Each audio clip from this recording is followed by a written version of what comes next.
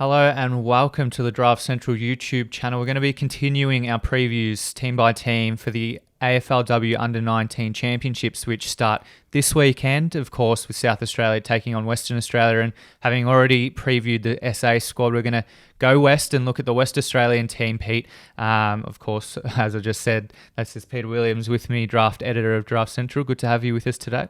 Yeah, no, really looking forward to getting stuck into this and checking out the WA side because they've got a lot of talent in there across both their top and bottom age levels.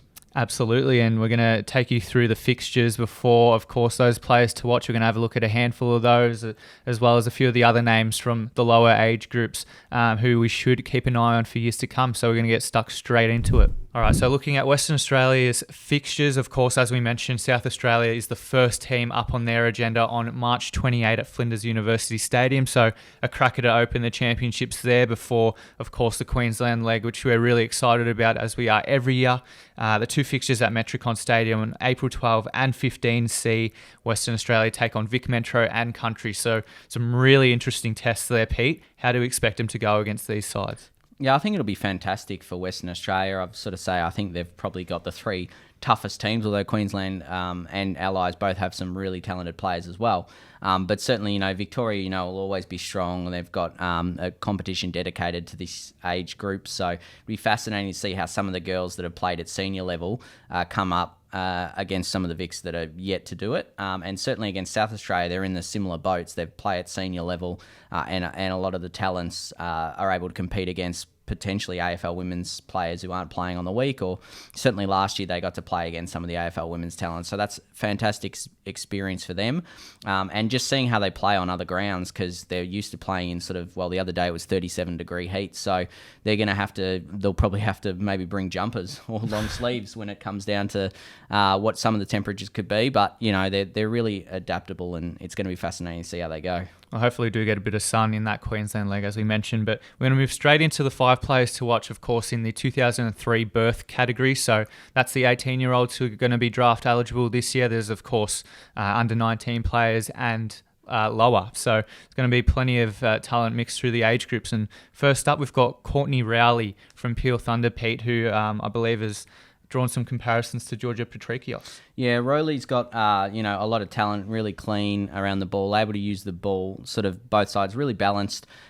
She's been named on the inside for the first clash with South Australia, but she's certainly that outside ball user and able to play off a wing and just use it so well going forward. She picks the right targets, and I know her coach, Steve Markham, said that, they'd love to have a few of her at Peel, and she was one of the ones that won a best and fairest a couple of seasons ago. So when she was sort of that under-16s year level, she actually won a league best and fairest. So she's got that talent and has had it for a while. Member of the AFL Women's Academy. There's 3 players in there for the WA side. So she's one that's able to really impact a contest. And again, we speak of players that don't need a lot of touches to do a lot of good things, and she's certainly one of them. And she can find the ball, but she's definitely, if she doesn't have a lot of it, that she's still had an impact because of her ball use and decision making inside 50. And we speak of impact. Amy Franklin from Claremont's another one who can do that with her versatility. What do we expect out of her in this year's carnival? Yeah, well, the interesting thing with Franklin is that she can play up both ends. Like, she's already shown for Claremont during the WAFL Women's that she's capable of playing as that lead-out forward or in defence as well as full-back, because she reads the ball really well in flight, leads out, can clunk some good marks. But I think what sets her aside from a lot of key position players is her speed, because even if she drops the mark, if the ball falls goal side, then regardless of her opponent, tall or small, there aren't going to be many that'll be able to match her at ground level. So she's able to just race away and then potentially get goals over the top. So that's something that really sets her aside, and I think that they're going to see it this carnival. But it's really fascinating to see she's named on the bench. Not that the other teams will necessarily go into too much detail with how they might go, but it sort of keeps a bit of a interesting fact whether she's going to play forward or back, and realistically she'll play both depending on how the game or the opposition goes. So she's got that versatility, and she's even played in the ruck a bit, so it'll be fascinating to see how she goes. I think she'll be one to keep an eye on. Of course, there might be a little bit of intrigue into where Chloe Riley will be positioned in this West Australian team. Another versatile type, but I guess plays a little bit above her height at 163 centimetres, but not quite the tall option there, Pete. Yeah, she's one of those players that, she isn't a key position player, obviously, but when you look at like your 163, you don't picture her to be a potential contested marking player, but she's just that. And the amount of times I've double-checked the height to make sure that's correct, because she's definitely does not seem that, I guess, small for a small forward. So she's definitely able to take the grabs. She can play on taller players, play on smaller players, got enough athleticism that she's able to beat players at ground level, and a really powerful kick as well. So she's able to, convert goals from 40, almost 50 out, like that kind of region, and play up either end. So that's going to be another versatile move that they can make.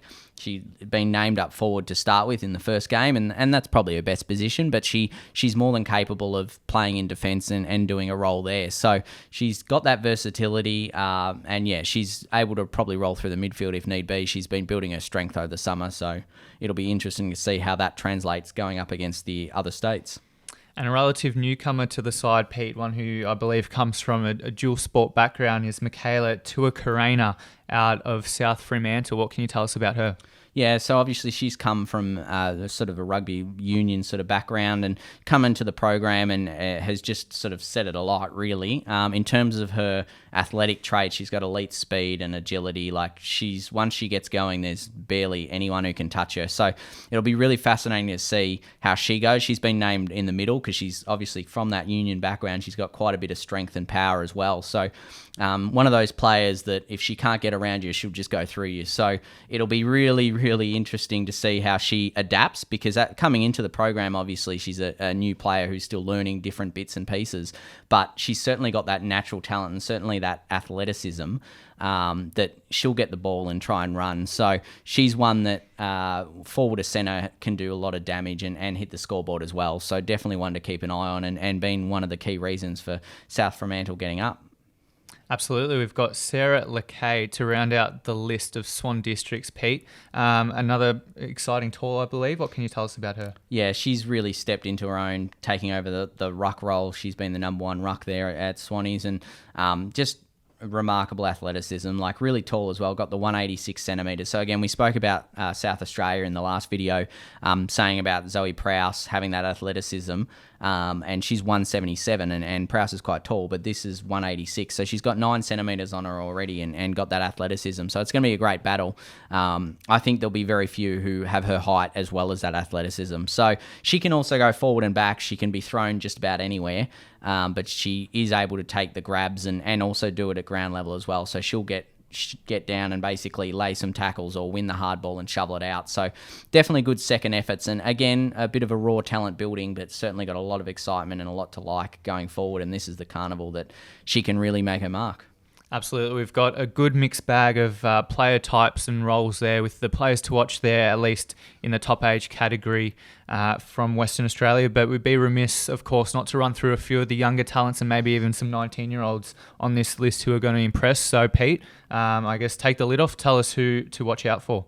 Yeah, definitely. I think if you look at the bottom age bracket, there's no one you can really look past than Ella Roberts, who's probably going to be the one as a whole to keep an eye on. I know, speaking to Bree Hyde a few weeks back, she pointed out Roberts was probably the one to keep an eye on in the entire squad. Just, she is that younger player. She's only still 15. She only just turned 16, but she was 15 until December last year. So she is 1 year younger, she's quite towards the end of the year. So it's quite a fascinating sort of development for her, and she basically won the grand final off her boot with a couple of crucial goals. There are a lot of quality players, but she was the one that caught the eye, and to do that at 15 was just remarkable. And she'll be one to watch over the next 2 seasons, but she's so strong in the air and then at ground level can do some amazing things around goals. So she's definitely one to keep an eye on. And the other one is Tara Stribley, who's an outside wing player who can play forward or back as well, but she just moves the ball well. She'll team up well with ROWLEY off the wings, I'd imagine, and just use it really, really well and be able to create that run and carry going forward. So you've got those sort of bottom ages, if you like, that'll come through and really stand out. But in terms of the overages, you've got Bree Hyde and Jade Britton who are leading the team. They're the overages. Of course, we haven't had the championships in a couple of years, but Michael will remember that Bree Hyde actually played at those championships a couple of years back. So there's not many that will be in that boat because they have missed the year, but Bree Hyde did actually play, and she's, of course, recovering from injury, so hopefully we'll see her out there very soon. And, you've got Emily Bennett, who's another overager who's been playing well in defence. But I think Dana East is the pick of the bunch because her season in the WAFL Women's has been nothing short of remarkable. She didn't actually play last year. She was playing local leagues, and then she's moved to where she can play for Swans, so obviously for uni, I believe, study there. And she's moved and stepped up to the league side and has been one of the best performing players, best on ground most weeks. So plays as that inside midfielder, and she's now at the championship. So from that perspective, she's definitely one of the top O2s, not only in WA, but across the country to really keep an eye on because she's in great form. Plenty of talent there, going to be donning the black duck at this year's Under-19 Championships. So that just about wraps up our assessment of the players. We're going to move on to, I guess, the squad strengths. Plenty of athleticism and, I guess, some good contested marking players with the talls in this team as well, Pete. Yeah, definitely. And that's what we're sort of bringing up. Like, obviously, we said before, there's quite a few tools in that team with, Franklin being able to grab the ball or LAKAY. And we've also got Beth Schilling who can rotate there, take some good grabs. Chloe Riley, being the smaller player, can still mark it. They've got a lot of X factor up forward. Roberts, they've got Aisha Wright in there as well. Bella Edgley's one from Swan Districts who's playing really, really well at the moment, kicked a goal a game each game. So that's going to be really exciting to see her step out against some of the other states. There's a lot of players come through. Charlotte Thomas is another one who we should probably mention, mainly because she's the other AFL Women's Academy member with ROWLEY and Franklin.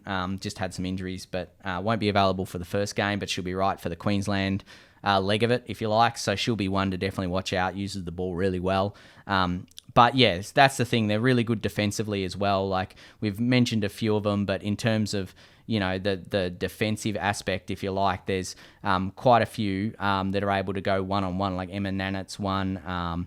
They're able to really compete strongly, and I think that Mel Hardy is another that, on the weekend played really well and able to match most of them. So the good thing is with these academies, obviously they're used to training together and know what they can compete. And the forward X factor, if you like, that WA has, those defenders get to practice against them. So they're going to have plenty of experience going in against SA and then obviously the Vic teams, which will be quite a challenge as well. So it'll be fascinating to see how they develop throughout the carnival. Well, lots to look forward to from this West Australian side, and as we say, 3 pretty tough fixtures, but it's going to be a great test, and they've got plenty of talent within the squad to test themselves ahead of those games. So that wraps up our analysis of the West Australian squad ahead of their start in the Under-19 Championships this weekend. We look forward to getting out to those games and the remainder of the carnival ahead. So Pete, thank you for joining me again today. No worries, really enjoyed it. Absolutely, and stay tuned. We'll be recapping and previewing all of the other teams in the championships to come. So keep an eye on the AFL Draft Central YouTube channel and all of our other channels across our website and social media.